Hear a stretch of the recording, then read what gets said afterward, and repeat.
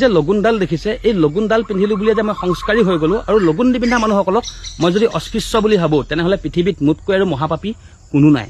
4 বেদ 14 শাস্ত্ৰ 18 পুৰাণ লাগিলে মোৰ কণ্ঠত থাকক, লাগিলে 4 বেদ 14 শাস্ত্ৰ 18 পুৰাণ মই 20 বছৰ বয়সতে 30 বছৰ বয়সতে 35 বছৰ বয়সতে মই অধ্যয়ন কৰি তাক খলখলীয়াকৈ কণ্ঠস্থ কৰি থওঁ, কিন্তু মোৰ মনৰ পৰা যদি অহংকাৰ ভাৱটো নাইকিয়া হোৱা নাই কেতিয়া মই উচ্চ হ'ব নোৱাৰো। মই সেইটোৱে বহু ক্ষেত্ৰত এইডালক লগুণ বা নগুণ বা উপনয়ন বুলি কোৱা যায়।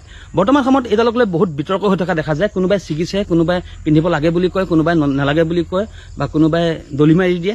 সেই বিষয়বস্তুটো আমাৰ আজি আলোচনাৰ বিষয়বস্তু নহয়। আমাৰ আলোচনাৰ বিষয়বস্তু হ'ল এইডালেনো আমাক কি শিকায়।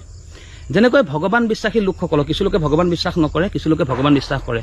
ভগৱান বিশ্বাসী লোকসকলৰ ভগৱান বিশ্বাস কৰাৰ মূল এটা কাৰণ থাকে যে আমি আনক ভয় নকৰিলেও অন্ততঃ ভগৱানক ভয় কৰোঁ।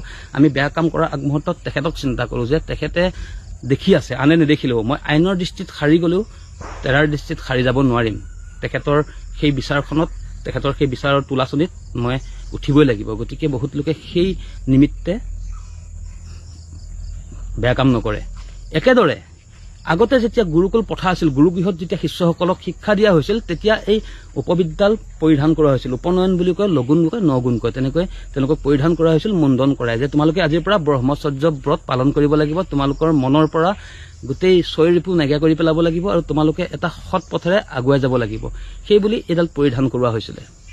4 বেদ 14 শাস্ত্ৰ 18 পুৰাণ লাগিলে মোৰ কণ্ঠত থাকক, লাগিলে 4 বেদ 14 শাস্ত্ৰ 18 পুৰাণ মই 20 বছৰ বয়সতে 30 বছৰ বয়সতে 35 বছৰ বয়সতে মই অধ্যয়ন কৰি তাক খলখলীয়াকৈ কণ্ঠস্থ কৰি থওঁ, কিন্তু মোৰ মনৰ পৰা যদি অহংকাৰ ভাৱটো নাইকিয়া হোৱা নাই কেতিয়া মই উচ্চ হ'ব নোৱাৰো। মই সেইটোৱে।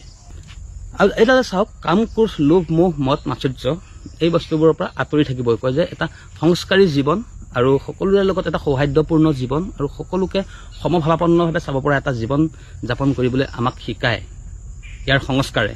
এডাল প্ৰতীকী অৰ্থত এডাল সংস্কাৰ, প্ৰতীকী অৰ্থত যে তোমাক এডাল পৰিধান কৰাই দিয়া হৈছে যাতে তুমি সেই সংস্কাৰবোৰ মনত ৰাখা, সেই সংস্কাৰবোৰৰ কথা পাহৰি নোযোৱা। কিন্তু প্ৰকৃতাৰ্থত আমি জানো সেই সংস্কাৰখিনি পালন কৰিছোঁ। এইডালক লৈ বহুতে উচ্চ বুলি ভাবি আনক অস্পৃশ্য জ্ঞান কৰিছোঁ।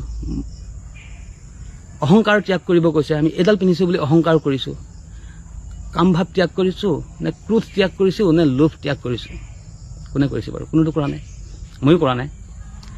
গতিকে এইডালক লৈ বিতৰ্ক হ'ব নালাগে। যিসমূহ বিতৰ্ক হৈ থাকে বৰ্তমান, কোনোবাই ছিগিছে, কোনোবাই পিন্ধিছে, কোনোবাই নাই পিন্ধা, এইডালক লৈ বিতৰ্ক হ'ব নালাগে। মোৰ ক্ষেত্ৰত কওঁ, পূৰ্বপুৰুষৰ এটা নিয়ম আছে কাৰণে চাগে মই পিন্ধি আছোঁ, কিন্তু প্ৰকৃতাৰ্থত সত্য কথাটো যদি কওঁ, এইডালৰ নিয়ম আজিলৈ মই একেবাৰে পালনে কৰা নাই। সম্ভৱে নহয় মোৰ কাৰণে পালন কৰাটো। প্ৰথম কথা, এইডাল গাৰ পৰা খুলি পৰিলে বোলে আকৌ প্ৰায়চিত্ত হ'ব লাগে, বহুতে কয়। আগৰ নিয়ম আছিলে, শুনিছোঁ, কিমান দূৰ সঁচা নাজানো। কিন্তু টি চাৰ্টটো যেতিয়া খোলো, মোৰ গাৰ পৰা এডাল মই 2017 চনত পৰিধান কৰিছিলোঁ। আজিলৈ চাগে মোৰ গাৰ পৰা 100 বাৰৰ ওপৰত নাইকিয়া হৈ আছে এইডাল। যেতিয়া টি চাৰ্টটো খুলি দিওঁ তেতিয়া টি চাৰ্টটোৰ লগত খোলা যায়। মোৰ এটা বেয়া অভ্যাস আছে, মই গেঞ্জি নিপিন্ধো। তাৰপিছত পাহৰি যাওঁ সেইডাল গাত আছেনে নাই। তাৰপাছত আকৌ যেতিয়া গা ধুব লওঁতে ঘৰৰ মানুহে দেখা পায় যে তোৰ গাত লগুণডাল কি হ'ল, তেতিয়া আকৌ বেলেগ এডাল আনি দিয়ে, সেইডাল পৰিধান কৰি লওঁ।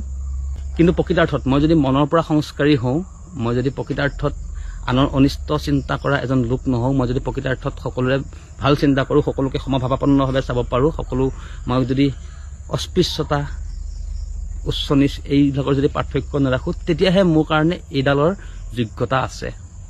যদি এই কথাবোৰ মোৰ মনত এতিয়াও আছে, এই ৰিপুবোৰ যদি মই এতিয়াও দমন কৰিব পৰা নাই, বা এই ৰিপুবোৰে যদি মোক এতিয়াও ক্ৰিয়া কৰি আছে, বা এই ৰিপুবোৰৰ যুদ্ধত মই যদি হাৰ মানিছোঁ, তেনেহ'লে মই ভাবোঁ প্ৰতীকী অৰ্থত পিন্ধি আছোঁ, কিন্তু এইডালৰ প্ৰকৃতাৰ্থত পালন কৰিব পৰা নাই মই। গতিকে বিতৰ্কৰ মাজলৈ আহিব নালাগে, এইডাল সম্পূৰ্ণ নিজৰ কথা। কিন্তু এইডালে ব্যক্তিক সংস্কাৰী হ'বলৈ শিকায়, ছয় ৰিপু দমন কৰি ৰাখিবলৈ শিকায়। কিন্তু তাৰ অৰ্থ এইটো নহয় যে মই এডাল পিন্ধিছোঁ বুলি মই উচ্চ, গতিকে মানে আনক অস্পৃশ্য জ্ঞান কৰিম, নহয়।